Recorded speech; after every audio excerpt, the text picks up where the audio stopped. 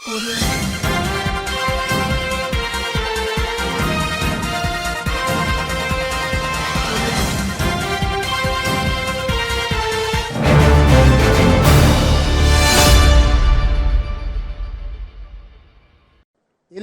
చూడు ఇల్లుని చూడు అన్నారు. ఇల్లాలి ముఖంలో సంతోషం ఉంటే ఆ ఇల్లు బాగున్నట్టే లెక్క. ఇంటి పెత్తనం ఆడబిడ్డ చేతిలో ఉంటే ఆ ఇల్లును చక్కదిద్దే బాధ్యత ఆడబిడ్డ తీసుకుంటుంది.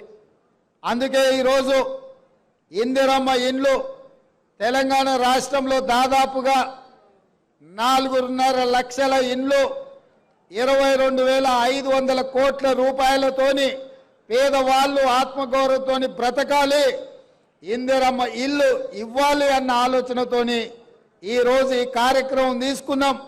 ఈ ఇందిరమ్మ ఇల్లు ఇంటాయన పేరు మీద కాదు, మా ఆడబిడ్డల పేరు మీదనే ఇవ్వాలి అని చెప్పి ఇవాళ మన ప్రభుత్వం నిర్ణయం తీసుకున్నది. ఇంటి పెత్తనమే కాదు, ఇంటి పట్టా కూడా ఆడబిడ్డ పేరు మీద ఉండాలి. అప్పుడే ఆ ఇంట్లో వెలుగులు ఉంటాయి, ఆ ఇంట్లో పిల్లలు చదువుకుంటారు, ఆ ఇల్లు గౌరవంగా సమాజంలో బ్రతకగలుగుతారని మా ప్రభుత్వం నమ్మింది. నేను ఎక్కువ ఉపన్యాసానికి పోను. గత 10 సంవత్సరాలలో డబుల్ బెడ్రూమ్ ఇల్లు ఇస్తా అన్నాడు. 2014 ఎన్నికల కంటే ముందు డబ్బా ఇండ్లు వద్దు, డబుల్ బెడ్రూమ్ ఇండ్లు ముద్దు, కొడుకు కోడలు ఉంటే యాడుంటారు, పండుగ పూట బిడ్డ అల్లుడు వస్తే ఏడవంటారు, గొర్రె పిల్లనో మేక పిల్లనో ఉంటే ఏడ కట్టేసుకుంటారు అని పేదవాళ్ళ కళల మీద కేసీఆర్ ఓట్ల వ్యాపారం చేసిండు.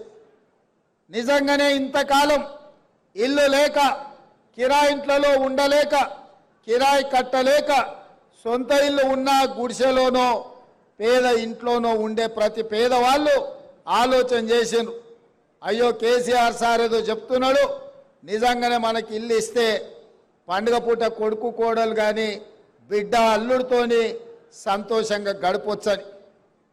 ఒక్కసారి కాదు, చెప్పిన కథనే మళ్ళా చెప్పి ఎమ్మెల్యే ఎలక్షన్లు కావచ్చు, ఎంపీ ఎలక్షన్లు కావచ్చు, సర్పంచ్ ఎలక్షన్లు కావచ్చు, ఎంపీడీసీ ఎలక్షన్లు కావచ్చు, 2 సార్లు 10 ఏళ్ళు పదే చెప్పిందే చెప్పి తెలంగాణ ప్రజల్ని మోసం చేసి ఇక తెలంగాణ ప్రజలు ఆయన మోసానికి ఆయన అబద్ధాల మాటలకు కాలం చెల్లింది అని చెప్పి మొన్న జరిగిన శాసనసభ ఎన్నికల్లో కేసీఆర్ను బీఆర్ఎస్ను బొందబెట్టి ఇందిరమ్మ రాజ్యం తెచ్చుకున్నారు.